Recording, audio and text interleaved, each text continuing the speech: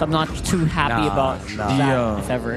They would sacrifice a lot of damage that they can get. Oh, okay. Echo just used or picked that Atlas. So there it is. It is a jungle Akai, as we expected.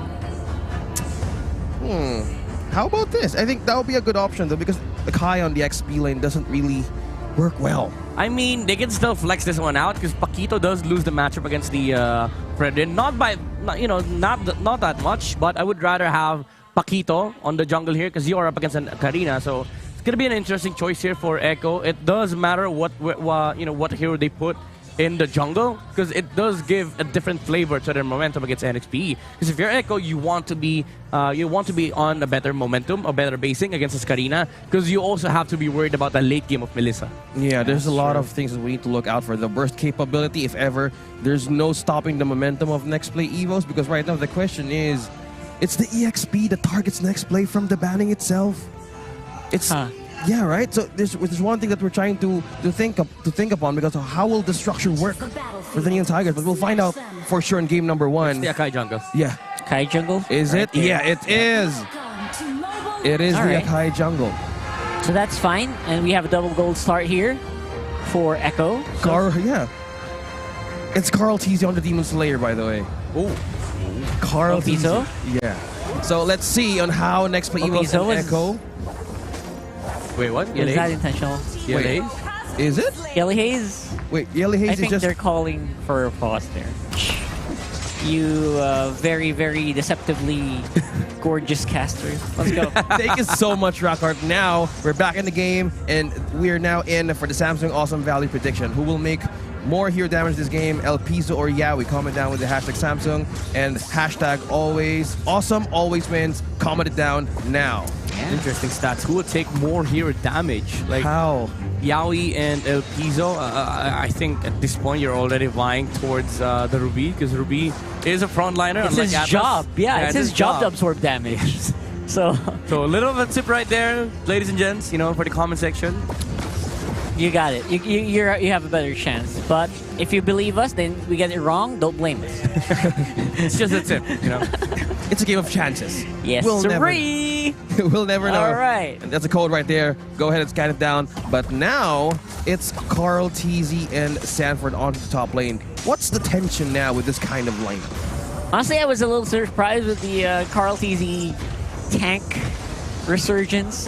Usually, I think everyone's a fan of Carl TZ on the Assassin Junglers, so it's looking by surprise. At the same time, oh, look at that. We're seeing a bit of a preview here, Midnight, of what we were talking about earlier. Balls versus needles. Yeah. That's a quick trade finished by Kaizen, and that's what we're talking about Bruno earlier. Yeah, we don't talk about Bruno, but we talk about it here all day long. Yeah, exactly. Almost got I love that the song on my mind right now. Yep. 10 out of 10. We don't talk about Bruno. No. By the way, just carry on the gold lane. My gears are grinded. Why? What's up? What happened? Look at the left side. Left side. A mystery shop Karina. What? Wait. Jungler Mystery Shop Karina, you know what's up, right? You know what this means. You know what this means. It's a damage Karina. Oh, no. So, I mean, I kind of understand it because they have two frontliners under the form of the Ruby and the Fredrin. But the main concern is that you're facing an even Atlas. These two heroes can, just corner the Karina on mid-game. And positioning is really important here for NXP. If you can't play aggressive, then suddenly Echo has a lot of avenues of entering the space of NXP and invade Donut's own space. Yeah, you remember we talked about this. Their lineup just doesn't really have that much damage if you remove Donut. So they're making up for that by turning Kaizen into a mage Karina, which, again, there's so many trades, the pros and cons of this build, right? Yeah, I mean, it does solve the damage issue with Donut, but it does present more problems that the NXP has to cover. Like, the positioning of Kaizen cannot be like the Karina tank that he's used to playing. So I feel like it's gonna give more avenue for Echo to punish NXP. Yeah, speaking of the punish here, they just have the trades here onto the mid lane, because what we're talking about here, Renegade could have more responsibilities like now and how to activate the other members of Next Play Evo. So time needs to be on their side. I don't know about time right now, but right now positioning is definitely something that is on the side of Echo so far, except for NXP, who are looking towards the bot lane even more. The bot lane is always about the gold lane for these two teams. It's how they activate the damage that they needed, because on side of NXP EVOS, they need to have enough damage output against Echo, because Echo has the space. There's Sanji who's using the Eve. There's a lot of things that could be sacrificed, even for early team fights, just as this.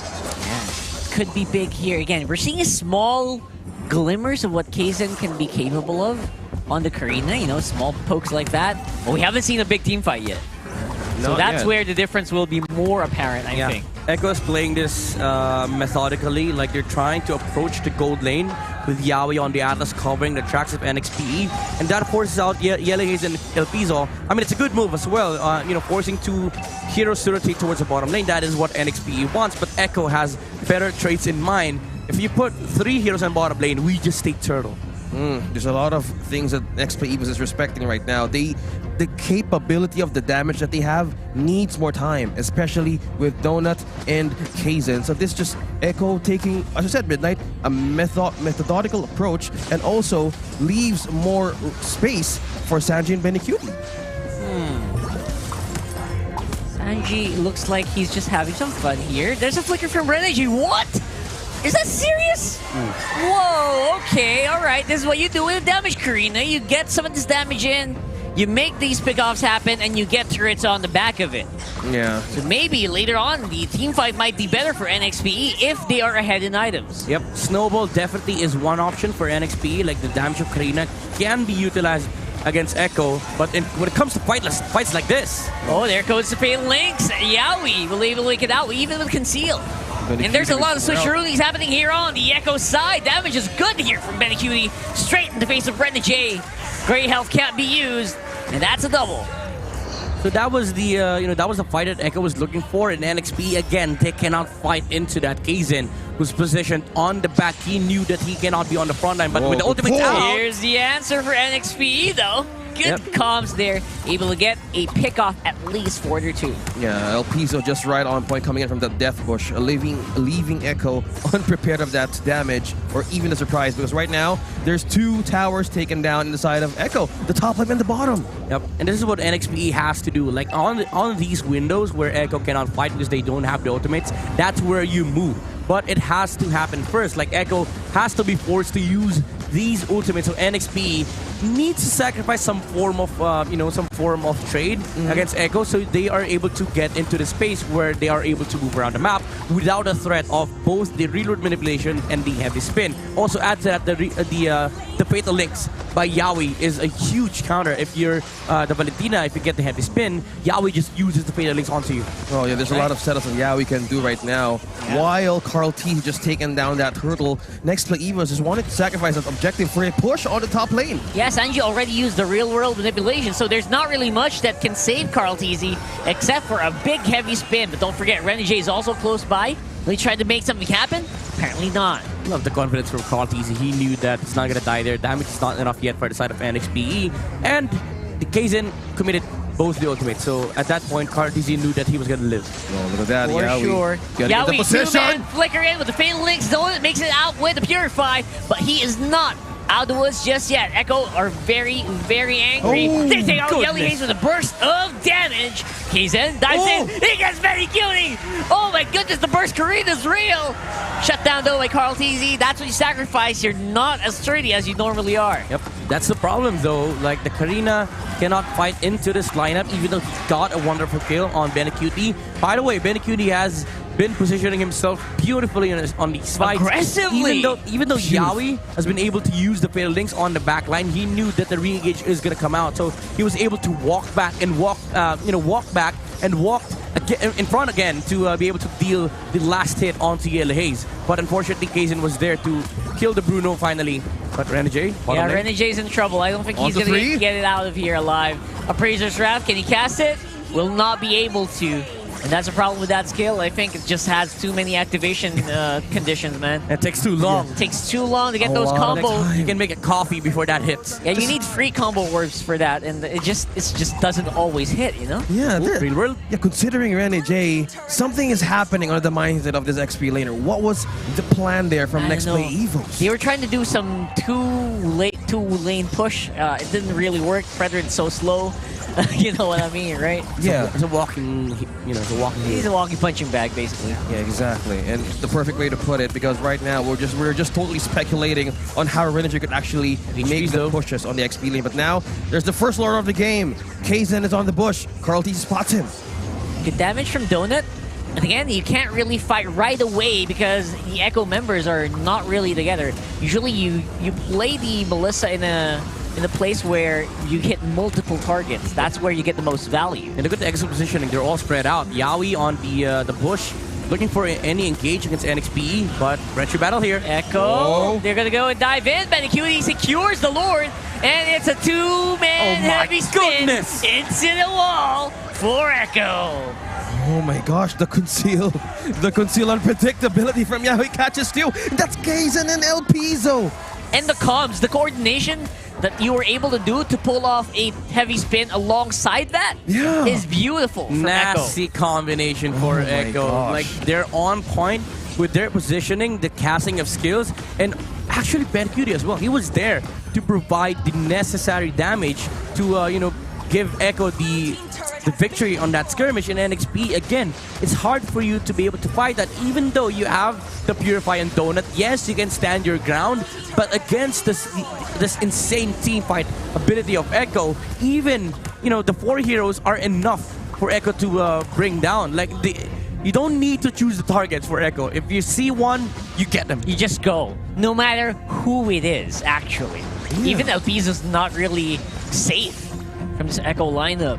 So this is what's scary about Echo right now, because Yaoi has more backline access and more ambush and having a complete map control, micro and macro management. So this setups Next Play EVOS on who to attack, on who's gonna go first into the front lines. Is El Piso defenses enough?